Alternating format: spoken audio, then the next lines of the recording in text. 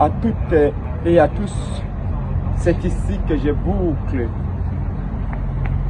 mon voyage, mon périple américain depuis 16 jours que je suis aux États-Unis d'Amérique.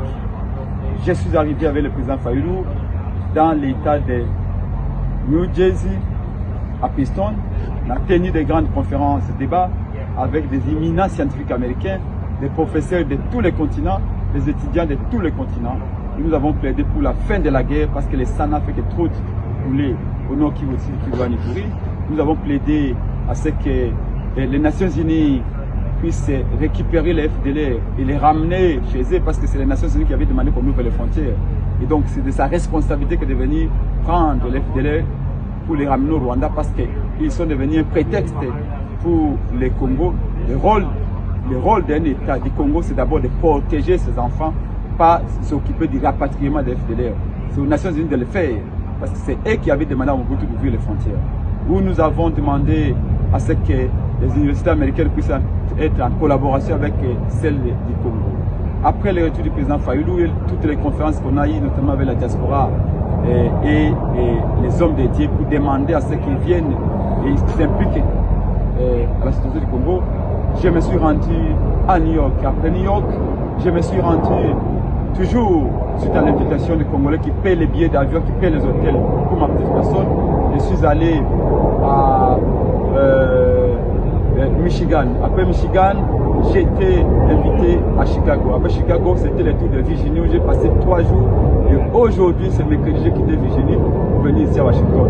Je voudrais dire merci à tous les Congolais qui croient en moi, qui croient au combat de la Mouka, de la du Congo du président Fayulu, qui croient en ma petite personne et qui pensent que demain, nous sommes outillés intellectuellement pour diriger ce pays, notre pays et le développer tel que nos amis américains ont fait, ont domestiqué la nature pour développer les pays.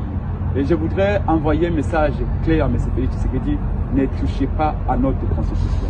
Si vous touchez à la constitution, nous allons mobiliser les peuples congolais pour vous chasser du pouvoir parce que vous seriez en ce moment-là considéré comme un hors-la-loi. Et l'article 64 de la constitution nous en donne les droits. Pour modifier la constitution, il va falloir passer sur les corps de tous les Congolais pour que vous puissiez le faire. Autant nous avons fait reculer Kabila, autant nous allons vous faire reculer. Donc, ne touchez pas à la Constitution. La Constitution ne t'empêche pas de donner de l'eau. La Constitution ne t'empêche pas de finir la guerre. La Constitution ne vous demande pas d'occasionner des détruitements énormes avec vos compagnons. Je voudrais ici exprimer mes regrets au nom de la Mouka et au nom de la du Congo que la RDC ait été choisie pour siéger au Conseil des droits de l'homme des Nations Unies. Un pays qui tue ses enfants en prison. Plus de 500 Congolais ont été tués en prison de Makala. Un pays qui tabasse les médecins quand ils manifestent pour réclamer les primes de risque. Un pays qui tabasse les candidats magistrats parce qu'ils réclament d'être nommés parce qu'ils ont réussi dans les tests. Un pays qui tire sur ses élèves, sur ses enfants, sur ses écoliers parce qu'ils réclament la reprise des cours. Un pays qui enlève les opposants et qui tabasse les journalistes, qui tue les opposants. Un pays qui ne respecte pas les droits de l'homme, les droits humains. Ces pays-là ne méritent pas de siéger au Conseil des droits de l'homme des Nations Unies. Mais de toutes les façons, c'est un piège. Parce que le Bénin aussi a été élu pour siéger. C'est un piège parce qu'ils savent que ce régime-là n'accepte pas la contradiction.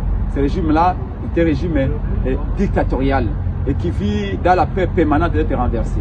Nous disons à M. Félix Tshisekedi et à son régime que les nations qui se respectent, ce sont celles-là qui savent la valeur de ses citoyens. Et donc,